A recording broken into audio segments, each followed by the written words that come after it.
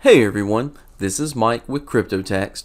In today's video, we're going to go over that all-important subject of what is Bitcoin. But before we begin that, let's just go over that quick disclaimer.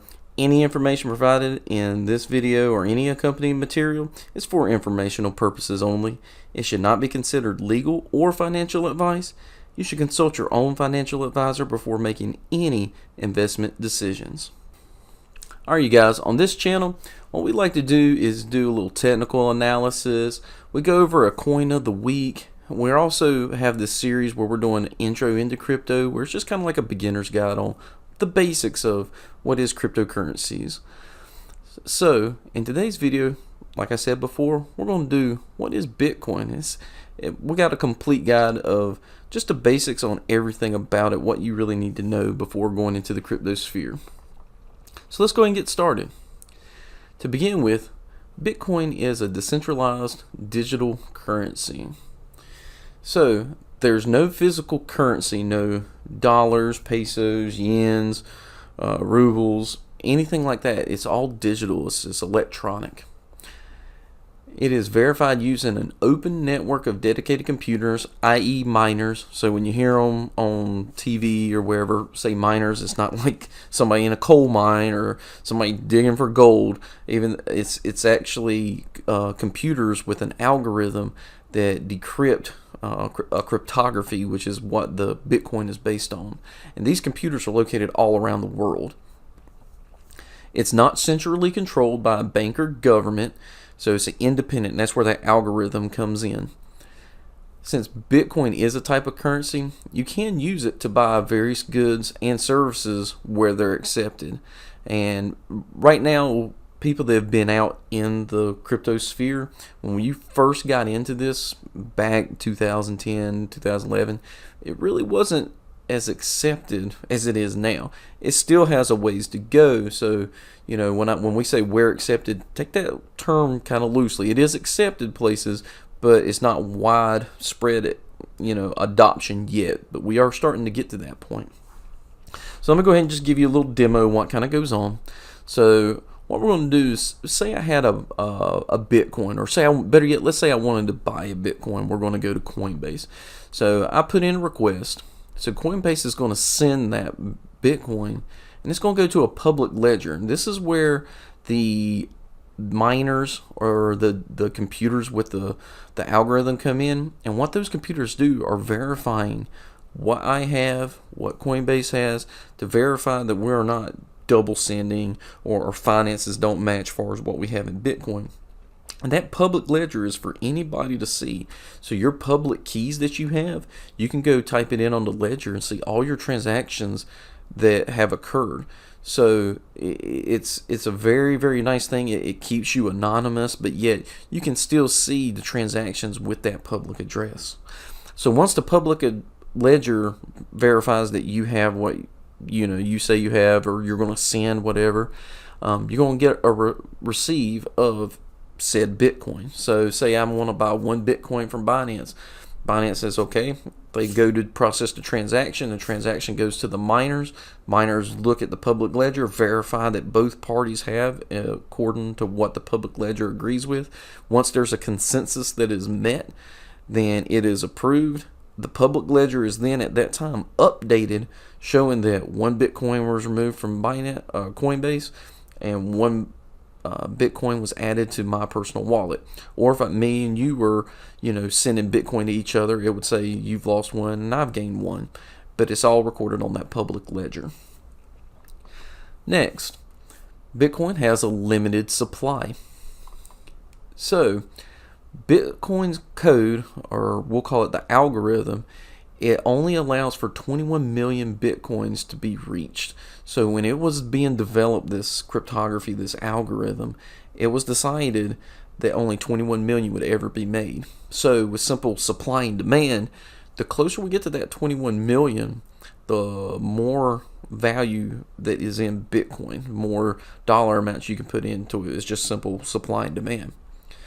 Fiat currencies have an endless supply, and as you can tell, I'm American. I live in America. as we know firsthand, they can print off money. It's not a good thing for the governments to do that, but governments have been known that they will just print money off, which is not a good thing. Central banks can manipulate fiat currencies values compared to others. So say we're in a trade war with another country, we might alter the value of our currency in order to alter the prices of goods and stuff, and that's just manipulation of currency. When this types of things happen, citizens bear the cost of governmental and central bank decisions only by holding their currency. So when governments make these decisions or central banks make these decisions, your $1 or whatever your currency may be is not the same as it was yesterday, all because of decisions that were made that are out of your control. So though you might have $1, that $1, it could be different. Like a loaf of bread, one point in time could have been $2. They make a decision, go into a trade war, and a month from now, that same loaf of bread now is $3, but you still only have $1 in your hand. So let's just do a little diagram. So basically, the government makes a decision that interest rates need to go down, up, in between, whatever they decide, and they decide, hey, we're going to print more money. So they just go to printing presses and just print more money, like out of thin air. This is where it's different than Bitcoin. So with Bitcoin, the algorithm dictates that there's only going to be 21 million ever made. So that's where it breaks down to where we can go into Satoshis or 8 decimal places and break it down. So when miners mine these Bitcoins, originally started off where they got rewarded with 50 Bitcoin. After I think it was 210,000 blocks, it got reduced in half. So roughly every 4 years. And so we're getting to the point now where a little over 17 million Bitcoins have been mined. So we're getting close to the 21 million number mark. And the value of Bitcoin is only going to go up because of that simple supply and demand. Next, Bitcoin allows users to be anonymous. And the way this works is, so when you send a fiat currency electronically, your identification is usually required by a central validation party, i.e. governmental, official, a third party by government, a bank of some sort. So they are like the middleman for you sending your money to someone else. So when sending Bitcoin, there's no validation of identity. It's peer-to-peer on the public ledger. So when using Bitcoin, the user's identity is their public address of their wallets, thus keeping the sender and receiver anonymous. Laws, and this is very, very important. I just want to make sure everybody understands this, because when you're new to crypto, you'll hear, oh, that's for criminals, drug dealers, and whatever else. This is a very important fact that law does require that crypto exchanges verify the identity of customers before they can buy, sell Bitcoin or cryptocurrency, thus allowing law enforcement a means to identify the user in the event of illegal activity. So this is actually not a great idea for criminals to use cryptocurrencies. And so, put it this way, if me and you were transacting and we were wanting to, say you went overseas to Europe and you were in need of money, well, the way things work now, if you're sending fiat, there could be massive fees. Not to mention, when you actually receive the US dollars I would send you, then you have to trade it into their currency over there. Bitcoin, from just your mobile phone, I can send you with a public address with the push of a button X amount of Bitcoin that which you could receive over on the other end to transfer the currency. There's less fees, less taxations, there's no middle person. It's a lot more seamless transaction. And that is the idea behind the whole Bitcoin blockchain, what you want to call it, currency, is that you take out that middle person, you take out the fees, and it literally is a public ledger. And that's where the law comes in, is even though you might have those public addresses, when you bought them originally, these exchanges, they can identify you. So don't think that you can use it to do illegal stuff, because if you do, there is a means to get back to you. But when you're sending it back and forth between each other, it is anonymous.